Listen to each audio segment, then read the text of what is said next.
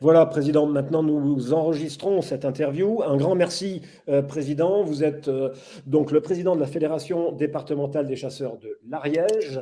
Et je vous remercie de prendre du temps pour J'aime la chasse, afin de répondre un petit peu aux questions que beaucoup de gens se posent en France, les chasseurs, mais aussi les autres.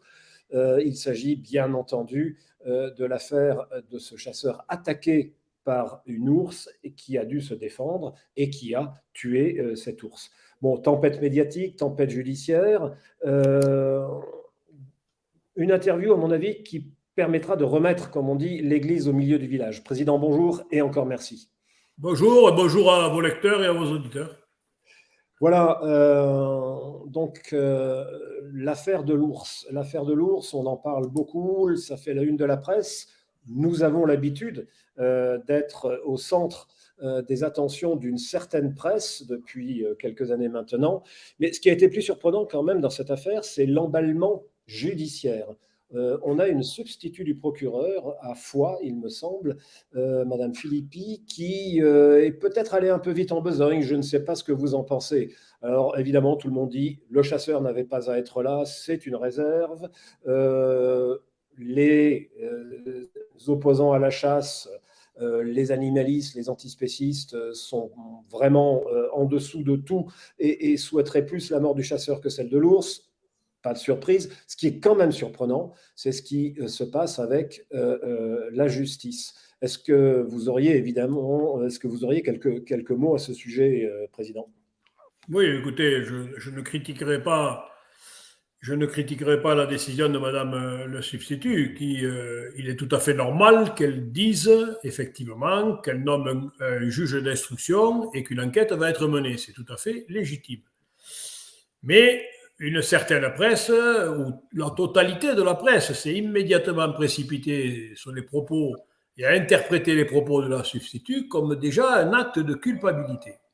Or, peut-être que Madame le substitut n'avait pas tous les éléments, et notamment cet arrêté en main, mais je crois qu'il est loin des faits qui sont reprochés et que beaucoup de grains restent à moudre. Quand on lit l'arrêté, la sémantique des mots, ça veut dire quelque chose.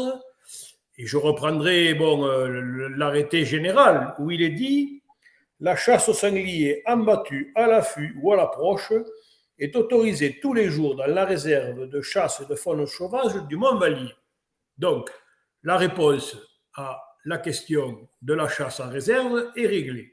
La chasse en battue est autorisée chaque jour.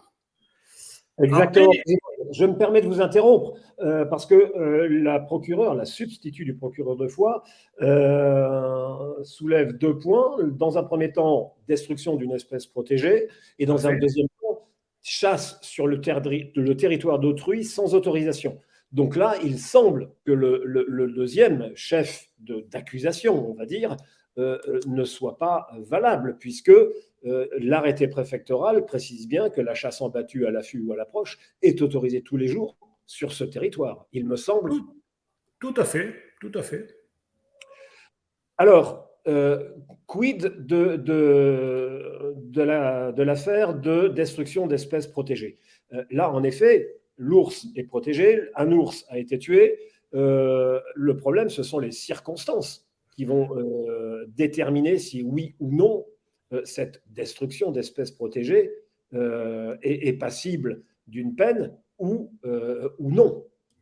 Mais écoutez, l'enquête le dira. Mes informations font état effectivement que le chasseur, vous savez, quand on commence à se faire croquer les jambes, que l'on est traîné sur 30 ou 40 mètres dans le bois, que l'on a des blessures graves qui peut-être ne permettront pas au chasseur de retrouver l'intégrité physique totale, quand on n'a plus de mollets, quand on a la moitié d'une cuisse arrachée, quand on a le péroné fracturé, et que je pense qu'il reste encore une caramide dans les doigts, la moindre des choses, c'est de se défendre. Donc je pense que le fait de légaliser le tir ne va pas poser trop de problèmes. Je pense qu'au pénal, le chasseur sera innocenté en termes de sécurité. pour autant, bien entendu. Et puis le passé a été édifiant, que ce soit en PA ou en Haute-Garonne. Le chasseur a été innocenté parce qu'il a tiré à moins de 5 mètres, et à moins de 5 mètres, il est urgent de tirer. Mais ils ont été condamnés au titre du préjudice écologique concernant la destruction d'une espèce protégée.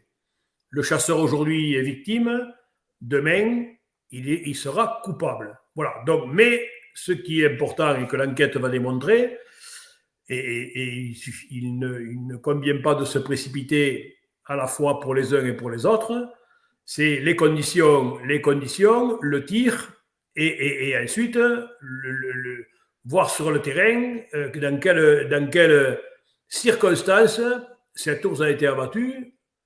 Heureusement que le chasseur avait un talkie-walkie et qu'il était entouré d'une dame qui était sapeur-pompier volontaire et qui a fait les gestes pour le sauver de compression des artères qui étaient déchirées, sinon il serait mort à l'arrivée de l'hélicoptère. Voilà, donc le constat est connu, l'enquête doit le confirmer. Oui, en effet, si ces circonstances s'avèrent telles que vous les décrivez, il semble que là, le chasseur ait été en état de légitime défense. C'est le moins qu'on puisse dire d'ailleurs face à un ours. Maintenant, ensuite, la deuxième question, c'est le lieu. Toute la presse et tous les opposants à la chasse ont dit que le chasseur n'avait pas à se trouver là. Il semble que là aussi, ce soit faux. Mais écoutez, le lieu, on est dans une zone de haute montagne. L'ONF dit 200 mètres à l'intérieur de la réserve. 200 mètres. Quand on connaît la très haute montagne, des conditions difficiles de chasser, 200 mètres, c'est infime. Mais quand on connaît le parcellaire de la vallée d'Estours, avec la forêt domaniale de Sex, qui arrive pas loin, qui est louée par la CCA, les propriétés diverses, c'est un véritable patchwork communal qui appartiennent à des propriétaires qui en payent toujours les impôts et qui imitent en partie le fond de cette vallée et surtout l'intérieur de la réserve. Des propriétaires sont propriétaires à l'intérieur de la zone de la réserve. Il est très difficile aujourd'hui, ces limites ne sont pas non plus balisées. Le travail de balisage de la réserve, à la limite, a été fait sur tout le pourtour côté vallée de Castillon et tout.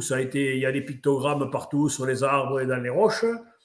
Sur ce secteur de la vallée d'Estours, rien n'a été fait. Aucun pictogramme n'est visible, aucune limite n'est déterminée.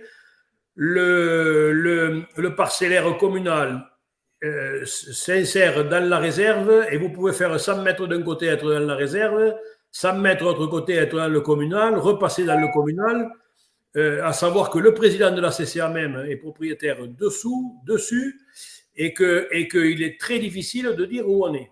Donc, je conteste le parcellaire. Je peux avoir tort, mais je peux avoir aussi raison. Il est difficile de dire aujourd'hui que le point où a eu cet accident est dans la réserve domaniale du Vallier. Et quand bien même, Président, si je peux me permettre, il me semble qu'un arrêté préfectoral autorise la chasse en battue au sanglier dans la réserve du Mont-Vallier. Mais c'est bien ce qu'on dit, c'est que les trois entités, c'est-à-dire domaniale, réserve et communale, peuvent être chassées par la CCA de Sex. Donc, lorsque la substitut du procureur parle de chasse sur le terrain d'autrui sans autorisation, il semble qu'en fait, il y ait une autorisation, puisque l'ONF accorde cette autorisation à la CCA locale de chasser en battue au sanglier. Est-ce que je Tout me... à fait.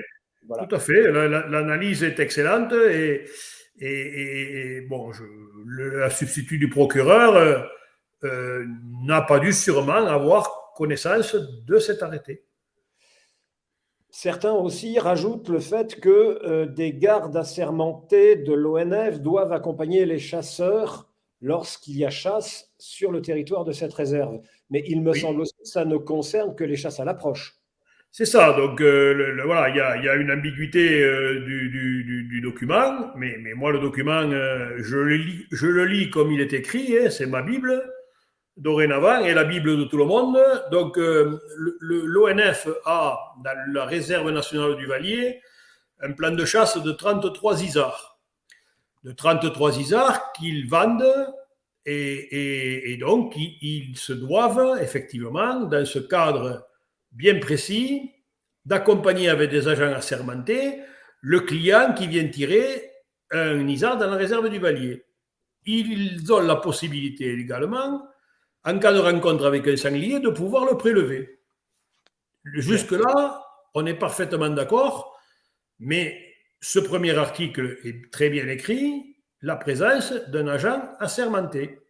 Quand je regarde le second article qui concerne les battues, l'Office national des forêts est autorisé à organiser avec les chasseurs locaux des battues. Il n'y a nulle part écrit avec des agents assermentés. J'y vois plutôt une délégation envers la CCA. C'est-à-dire que cet article valide le fait, en partie, certainement, on verra l'interprétation d'un juriste ou d'un juge, sur cet article. Mais moi, j'y vois comme une délégation à la CCA de pouvoir organiser des battues. J'irai même plus loin, puisque cet arrêté a été pris en 2019, reconduit chaque année, resigné en mai 2021 par la préfète actuelle. Depuis 2019, aucun contact n'a été pris entre l'agent local de l'ONF et la CCA. Pourtant, tout le monde habite à Seix, et Seix n'est pas un grand village, on arrive à se croiser 4 fois dans la journée. Donc je suppose que l'action de la CCA, 2 équipes qui se partagent 2800 hectares et qui tournent en alternance à la fois d'un côté à la fois de l'autre. Chaque jour de chasse, mercredi, samedi, dimanche, il est possible que dans cette vallée d'Estours, il y a une battue. Ça n'a gêné et ça n'a interrogé aucun agent de l'ONF depuis 2019. Puisque je le dis ici sans état d'âme, depuis 2019, aucun agent de l'ONF n'a appelé le président de la CCA, ne s'est rendu sur le terrain et n'a effectué un quelconque contrôle que ce soit.